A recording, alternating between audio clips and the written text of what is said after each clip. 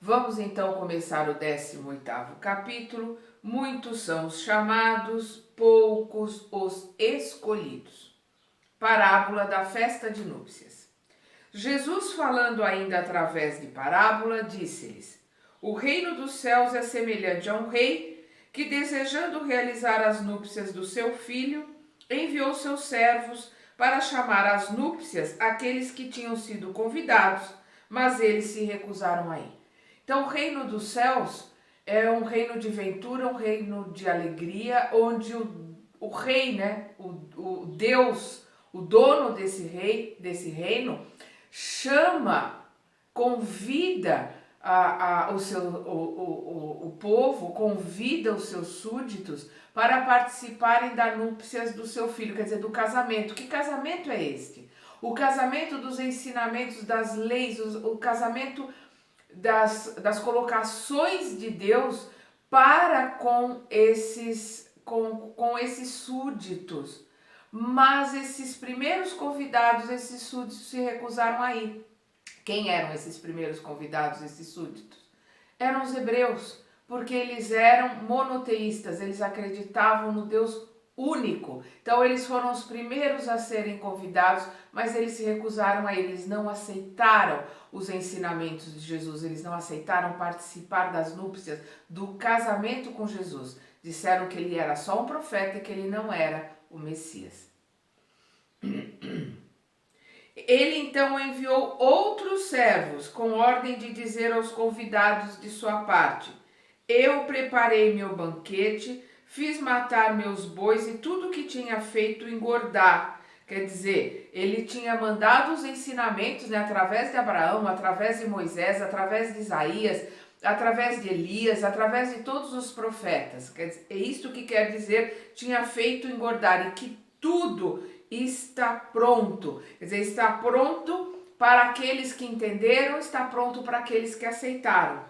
Vinde às núpcias, quer dizer, venham participar desta união, deste casamento. Mas eles, não se comovendo com isso, foram-se um para seu campo, outro para o seu negócio. Então voltaram para a vida material, cuidando de suas coisas, cuidando do seu negócio, cuidando do seu campo, do seu dinheiro. Não quiseram participar do casamento, não quiseram ir, né, para essas núpcias, para participar de um reino venturoso, de um reino feliz, né, que era o que Jesus estava trazendo. Se nós tivéssemos aceitado e tivéssemos nos casado, né, com o filho do rei. Outros agarraram os servos enviados, os maltrataram e os mataram. Mataram a palavra, mataram os ensinamentos, né, apagaram tudo isso. Ao ficar sabendo, o rei ficou com muita raiva e, mandando as suas tropas, destruiu aqueles homicidas e incendiou-lhes a cidade. É a lei de Deus, a lei de ação e reação.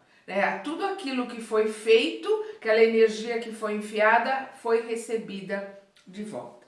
Disse então a seus servos: A festa de núpcias está pronta.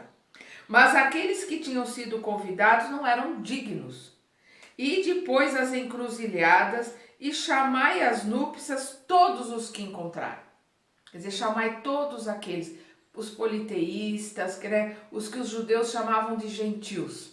E graças a um judeu, graças a Paulo de Tarso, nós hoje temos os ensinamentos de Jesus, porque ele saiu a ensinar a todos os que quisessem ouvir e que quisessem aprender. Que é isto que está sendo colocado aqui nessa parábola.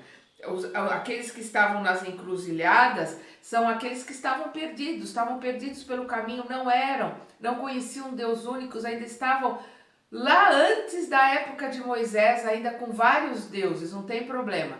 Ele mandou chamar e aqueles que entendessem, que aceitassem, seriam recebidos para a festa de núpcias.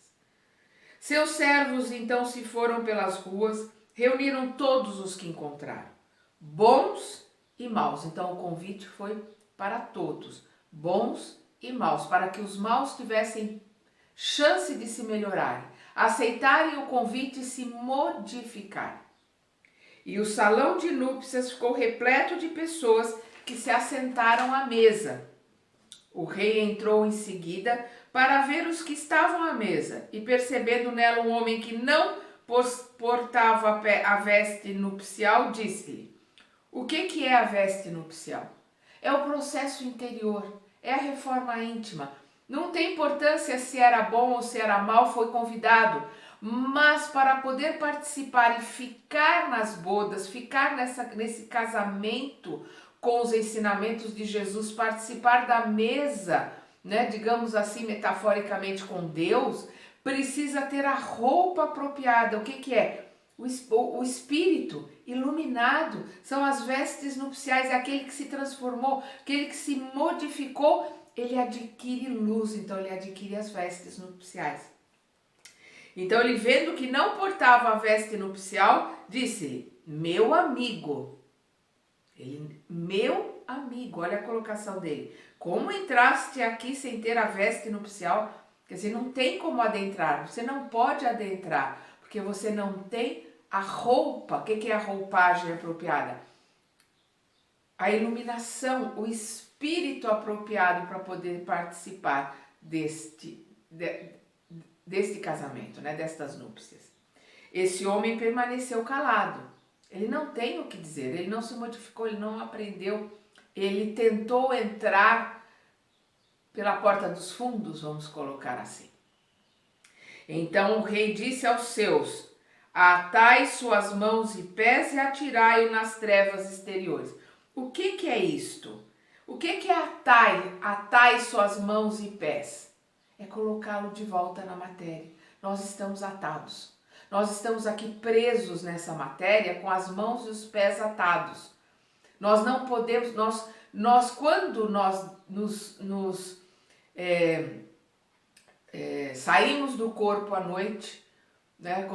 Enquanto o corpo descansa, nós nos desdobramos, a gente sente a liberdade, a gente sente o ar, a gente pode voltar à nossa família espiritual, ir aprender. Aqueles que já têm um entendimento, aqueles que já têm um pouquinho de luz, já estão começando a preparar uma roupinha melhor, né? Para um dia chegar a ter a veste nupcial. E se sente livre, porque aqui nós estamos atados. É isso que ele coloca: atai suas mãos e pés e atirai-o nas trevas exteriores. Não existe trevas maiores do que a Terra. Este planeta de ilusão, este planeta que nós criamos o sofrimento, nós criamos a dor. Deus não tem nada a ver com isso. Nós é que, com o nosso livre-arbítrio e como co-criadores, deuses que somos, fomos criando todas as situações e a cada ação gera uma reação, então nós geramos a dor e o sofrimento que nós temos. Então, é o que ele coloca aqui: atai-os suas mãos e pés, encarnai-os e atirai-o nas trevas exteriores, no mundo que nós criamos aqui. Lá haverá choro e ranger de dentes. É o que nós temos aqui, através do que nós criamos: choro e ranger de dentes. Pois muitos são chamados e poucos os escolhidos. Todos nós estamos sendo chamados o tempo todo. Mas quais de nós está se preparando, se melhorando, transformando essa roupa, essa roupagem que nós temos suja, escura? Estamos limpando, nos modificando para termos vestes nupciais, né? Sermos iluminados para participarmos da mesa dos espíritos superiores. Quantos de nós poderão ser escolhidos? Porque chamados, todos nós estamos sendo chamados o tempo todo. Mateus capítulo 22, versículos de 1 a 14. Colocação de Kardec. O incrédulo ri dessa parábola, que parece de uma pueril ingenuidade, pois não compreende que se possa criar tantas dificuldades para se assistir a uma festa, e menos ainda que os convidados levassem sua resistência a ponto de massacrar os enviados do Senhor da casa. Abre aspas, as parábolas, fecha aspas, diz ele, abre aspas, são sem dúvida figuras, Mas ainda assim é preciso que não saia dos limites do verossímil. Fecha aspas. Pode-se dizer o mesmo de todas as alegorias e das fábulas mais engenhosas, se não forem despojadas de seu envoltório para se procurar seu sentido oculto. Jesus ia buscar as suas nos usos mais triviais da vida e as adaptava aos costumes e ao caráter do povo a quem falava. A maioria tem por objetivo fazer penetrar nas massas a ideia da vida espiritual. O sentido só parece ininteligível porque não se parte desse ponto de vista. A gente tem que ir para o ponto de vista daquelas pessoas simples que estavam ali com Jesus, a cultura da época, a linguagem da época, para entendermos o que Jesus estava colocando para aquelas pessoas, porque eles conseguiam, eles entendiam o que Jesus estava colocando. Nessa parábola, Jesus compara o reino dos céus, onde tudo é alegria e felicidade, a uma festa. Pelos primeiros convidados, faz alusão aos hebreus, a quem Deus primeiramente chamara ao conhecimento de sua lei. Os enviados do Senhor são os profetas, que vinham exortá-los a seguirem a estrada da verdadeira felicidade. Mas pouco se ouviu suas palavras, e suas advertências foram desprezadas. Muitos até foram massacrados, como os servos da parábola. Vamos ver isso no Velho Testamento. Os convidados que se desculpam por terem de cuidar de seu campo e de seu negócio são o símbolo das pessoas do mundo que, absorvidas pelas coisas terrenas, são indiferentes às coisas celestes. Quantos de nós passam a vida inteira aqui na terra servindo a Mamon, querendo as coisas da terra, querendo o carro novo, querendo a roupa da moda, o último lançamento do celular, tá muito bonito nas redes sociais, e é para isto que vive, é para isto que acorda de manhã, e é com isto que sonha à noite. Enquanto que nós viemos para este planeta para estudar, para aprender, para nos modificarmos, realizarmos a nossa reforma íntima, que é isto que nos dará as vestes nupciais que precisamos para fazer parte da festa do Reino dos Céus.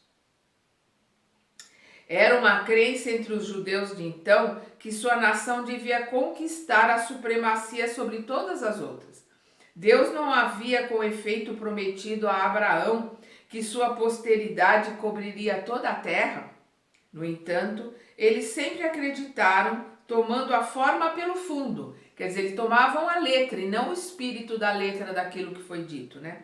Que teriam uma dominação efetiva e material. Eles achavam que o Messias ia vir numa carruagem de ouro, cercado de soldados que dominariam os romanos e eles seriam a nação que iria oprimir os outros. Eles queriam só mudar a posição, né? Antes da vinda do Cristo, com exceção dos hebreus, todos os povos eram idólatras e politeístas, menos os hebreus, né? Se alguns homens superiores ao vulgo conceberam a ideia da unidade divina, essa ideia ficou no estado de sistema pessoal.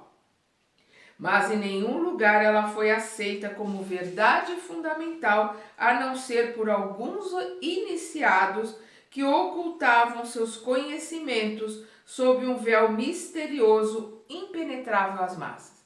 Então a gente sabe que os iniciados egípcios, os iniciados de várias seitas, sabiam do Deus único, conheciam esses ensinamentos, mas guardavam só para um grupo fechado, para aqueles iniciados, né? E os únicos que colocavam isso para todos, porque era o ensinamento de Moisés, está na lei, nos estudos que fazem todos os dias, eram os judeus, né? O povo hebraico, porque eles estudam a Torá, que são os ensinamentos de Moisés, todos os dias. Vão discutir isso nas sinagogas. e eles têm que ir ao templo, né, nas festas mais importantes. A sinagoga não é um templo, é um lugar de reunião, mas eles tinham que ir ao templo, no caso, o templo de Jerusalém. Vamos lembrar Jesus entrando em Jerusalém na Páscoa, né, o povo ovacionando ele, e aquele mesmo povo, alguns dias depois, escolhendo Barrabás, né? Então, por aí a gente vê como a massa, como o povo e aqueles que estavam com ele não estavam entendendo nada do que ele estava colocando ali, do que ele estava ensinando. Os hebreus foram os primeiros que praticaram publicamente o monoteísmo. Foi a eles que Deus transmitiu sua lei, a princípio através de Moisés, depois por Jesus. Foi desse pequeno raio que partiu toda a luz, que devia derramar-se sobre o mundo inteiro, triunfar sobre o paganismo e dar a Abraão uma posteridade espiritual. Abre aspas. Tão numerosa quanto as estrelas do firmamento. Fecha aspas. É o que está no Velho Testamento, né? Mas os judeus, apesar de repelirem totalmente a idolatria, haviam negligenciado a lei moral para apegarem-se à prática de formas exteriores mais cômodas, que é o que Jesus estava ali colocando, é o que Jesus veio derrubar, porque eles estavam muito mais preocupados em como lavar a mão, em como realizar a mesa, qual comida podiam comer, como acender as velas. Eles estavam muito preocupados com o rito e não com os ensinamentos que Moisés havia deixado, porque um dos ensinamentos de Moisés era amar a Deus acima de todas as coisas e ao próximo como a ti mesmo. Esse ensinamento vem desde Moisés, mas aí eles colocavam que esse amor e essa colocação, esses ensinamentos, era só para eles, era só para os judeus. Por isso que Jesus colocava, ouvistes dizer, porque no Talmud, que é os ensinamentos orais, que depois eles escreveram, mas era só os ensinamentos orais, lá se dizia que era para amar os seus, né, e desprezar. A palavra odiar não era usada como usamos hoje, mas de gostar menos daqueles que não fossem judeus, né? Odiar os inimigos, mas gostar menos daqueles que não fossem judeus, né? Colocar aqueles judeus que não fossem judeus como párias. O mal chegava ao seu auge. A nação escravizada estava dilacerada por facções, dividida por seitas, e mesmo a incredulidade havia penetrado no santuário. Foi então que apareceu Jesus, enviado para tornar a chamá-los à observação da lei e abrir-lhes novos horizontes da vida futura. Primeiros convidados ao grande banquete da fé universal, rejeitaram a palavra do Messias celeste e fizeram-no perecer. Foi assim que perderam o fruto que teriam recolhido com sua iniciativa. Seria injusto, todavia, acusar todo o povo por esse estado de coisas. A responsabilidade cabe principalmente aos fariseus e aos saduceus, né, que eram os homens que interpretavam a lei, eram os homens que ensinavam a lei para o povo que cuidavam do templo, né? Eles eram os maiores responsáveis. Cabe principalmente aos fariseus e aos saduceus que perderam a nação pelo orgulho e fanatismo de uns e pela incredulidade de outros. São eles, sobretudo, quem Jesus compara aos convidados que recusaram comparecer ao jantar de núpcias, para depois acrescentar, abre aspas, o Senhor, vendo isso, fez que fossem convidados todos os que se encontravam nas encruzilhadas, bons e maus. Fecha aspas. Entendia com isso que a palavra seria pregada a todos os outros povos, pagãos e idólatras, e que, conforme a aceitasse, seriam admitidos na festa em lugar dos primeiros convidados. Mas não basta ser convidado. Não basta levar o nome de cristão, nem sentar-se à mesa para tomar parte do banquete celeste. Quer dizer, não basta conhecer, recitar, né, as palavras de Jesus de cor, conhecer o livro dos Espíritos pelo número das perguntas, saber de cor, perguntas e respostas. Como disse Jesus, nem todos aqueles que dizem Senhor, Senhor entrarão no reino dos céus. Não basta isso, precisa se modificar de dentro para fora e se iluminar. É essa que é a diferença. Perdão. Então não basta ser convidado, não basta levar o nome de cristão, nem sentar-se à mesa para tomar parte no banquete celeste. É preciso, antes de tudo e como condição expressa, estar portando a veste nupcial. Ele se iluminar. Isto é, ter a pureza de coração e praticar a lei segundo o Espírito. Ora, essa lei está inteiramente contida nestas palavras: fora da caridade não há salvação. Caridade como o amor, a caridade verdadeira, a caridade que se dá de si. Fora da caridade não há salvação, mas entre todos os que ouviram a palavra divina, quão poucos há que aguardam e a aproveitam. Quão poucos se tornam dignos de entrar no reino dos céus. Por isso Jesus disse: muitos serão chamados, poucos os escolhidos. Essa é uma grande verdade. Todos nós estamos sendo chamados o tempo todo. Infelizmente, poucos serão escolhidos. Como André Luiz coloca no livro Os Mensageiros, que muitos, né, se comprometem a vir aqui na Terra, realizar coisas, fazer coisas, e no momento que reencarnam, com o esquecimento, com o livre-arbítrio aqui, com a gravidade, né, o peso da materialidade deste planeta, que fazem com que a nossa vaidade, o nosso orgulho, a nossa prepotência, o nosso egoísmo apareçam mais,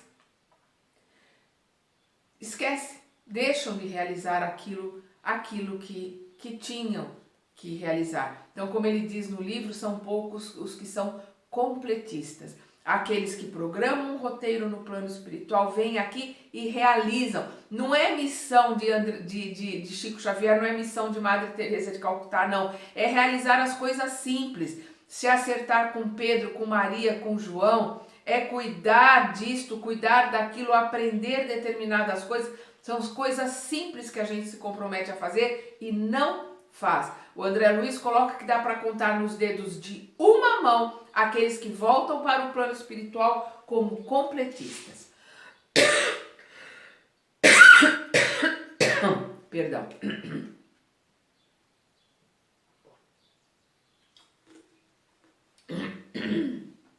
Vamos lá. A porta estreita.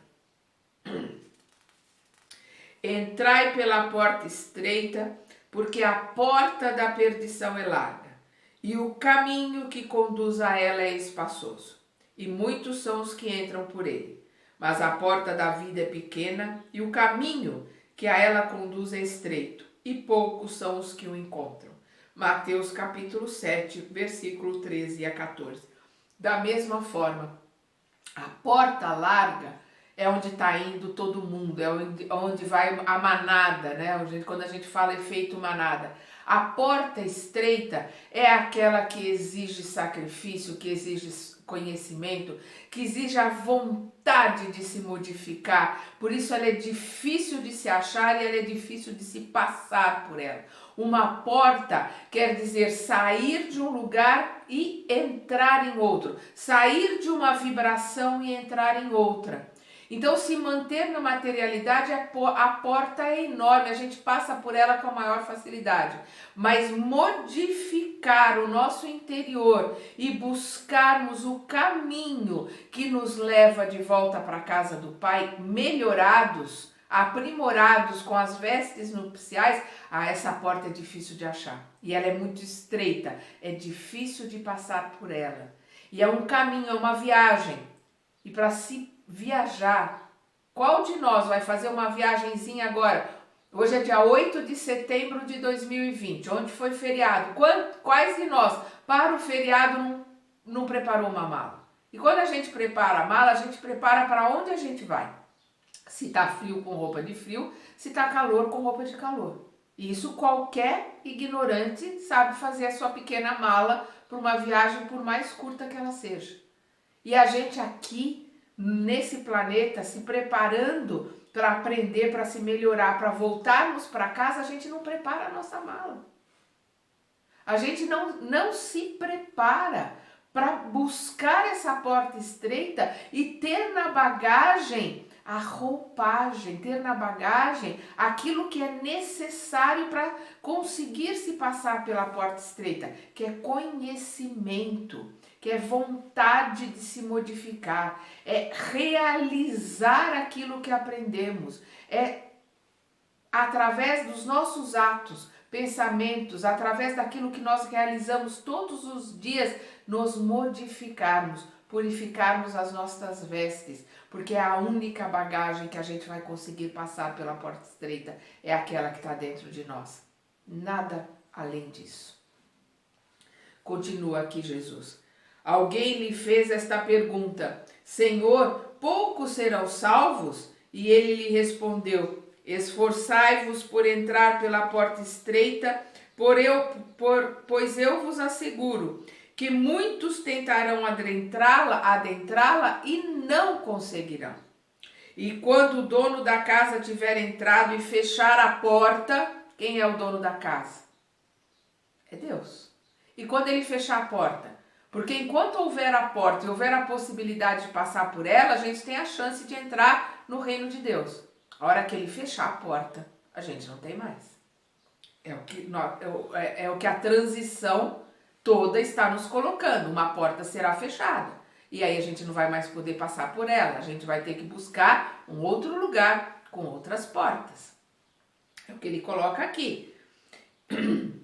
E quando o dono da casa tiver entrado e fechar a porta, e vós estando fora, começardes a bater dizendo: Senhor, abrir-nos, ele vos responderá: eu não sei de onde sois.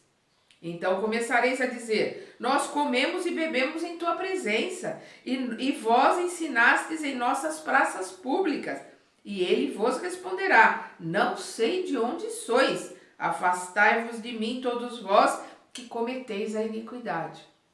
Quer dizer, não se prepararam, não se esforçaram para passar por essa porta estreita. A hora que ela for fechada, esquece. Vai ter que começar, vai ter que se acertar de novo para buscar outra porta. Então haverá choro e ranger de dentes. Quer dizer, haverá de novo a reencarnação num planeta difícil, atado pés e mãos, e o choro de ranger de dentes, que é a lei de ação e reação, onde receberemos de volta todas as ações que enviamos para o outro, para o planeta, para tudo que está à nossa volta. Então haverá choro e ranger de dentes, e vereis Abraão, Isaque, Jacó e todos os profetas no reino de Deus, enquanto vós estareis expulsos dele. Eles virão do Oriente, do Ocidente, do Norte e do Sul, e tomarão seus lugares à mesa no reino de Deus. Participarão do banquete, das festas nupciais. Então aqueles que foram os últimos serão os primeiros, e os que foram os primeiros serão os últimos. Lucas capítulo 13, versículo de 23 a 30. Aqueles que foram os primeiros, que receberam o ensinamento e não quiseram aceitá-lo, serão os últimos que aprenderão, serão os últimos que entenderão tudo. E aqueles que foram os últimos a receberem o ensinamento, que são os gentios, que são aqueles que são idólatras, que se aprimoraram, venceram todos os obstáculos, se modificaram e conseguiram as vestes nupciais por merecimento, por esforço, serão os primeiros a participarem da festa. Vamos ver aqui a colocação de Kardec. A porta da perdição é larga, porque as más paixões são numerosas e a estrada do mal é frequentada pela maioria. A da salvação é estreita, porque o homem que quer transpô-la deve fazer grandes esforços em relação a si próprio para vencer suas más tendências. As nossas más tendências são as forças que nos aprisionam aqui neste planeta.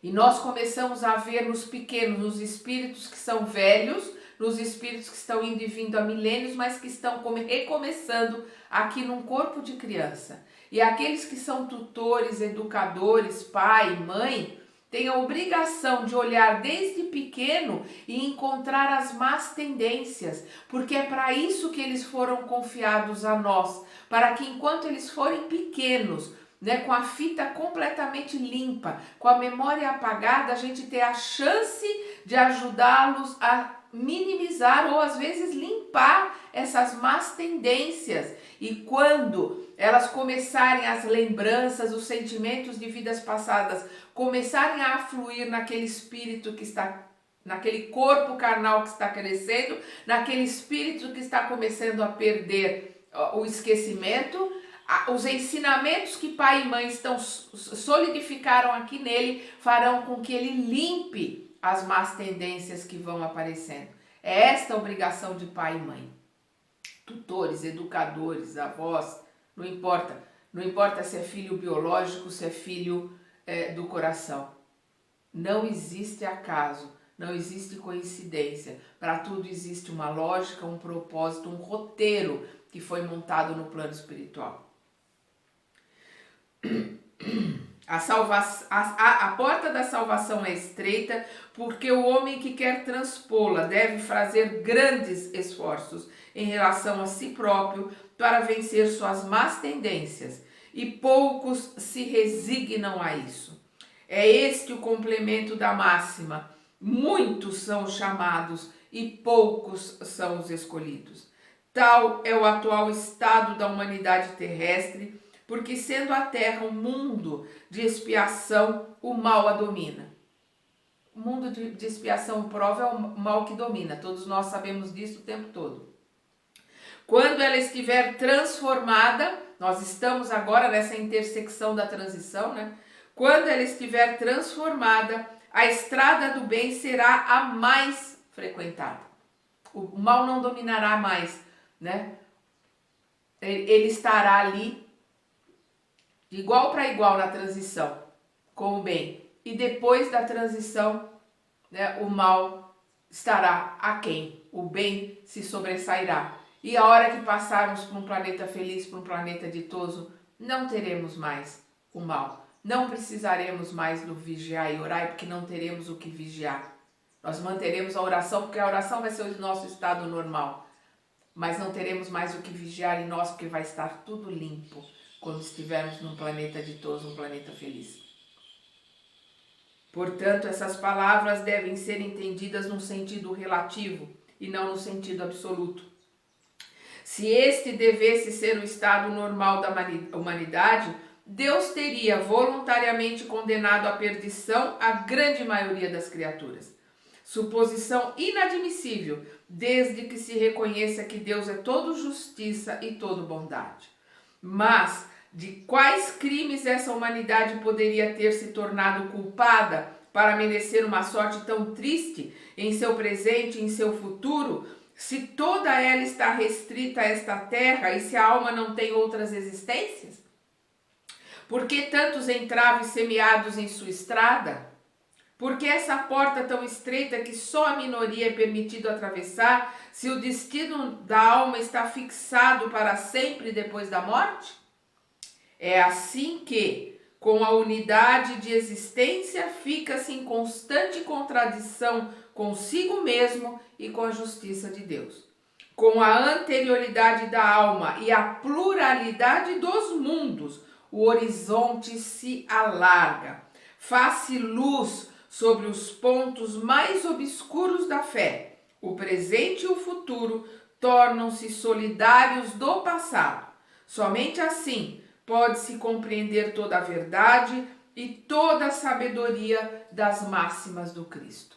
Sem o entendimento da reencarnação, da pluralidade das existências, da pluralidade dos mundos, sem o entendimento que a nossa verdadeira vida é no plano espiritual, que aqui é só um estágio, né? Período muito curto, estalar de dedos que a gente vem aqui aprender, se melhorar, se aprimorar e voltar para casa.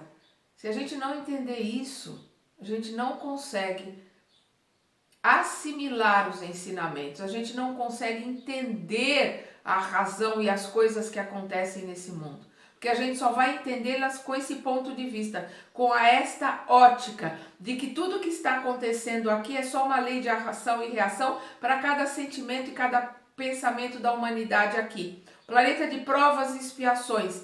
E se nós estamos aqui, é porque estamos nessa similaridade, estamos nessa sintonia. Precisamos passar pela expiação, precisamos provar a nós mesmos, né? E aos nossos mentores, aos nossos instrutores que aprendemos a lição. As provas nós escolhemos, as expiações é a limpeza que a gente tem que fazer no nosso terreno, né? Naquele latifúndio que nos foi dado para aprendizado, que a gente encheu de espinho. A cada encarnação a gente vai limpando um pedacinho, até que vai chegar a hora que vai estar tudo limpo, a gente vai poder revolver a terra e plantar sementes, né? Sementes frutíferas, flores perfumadas.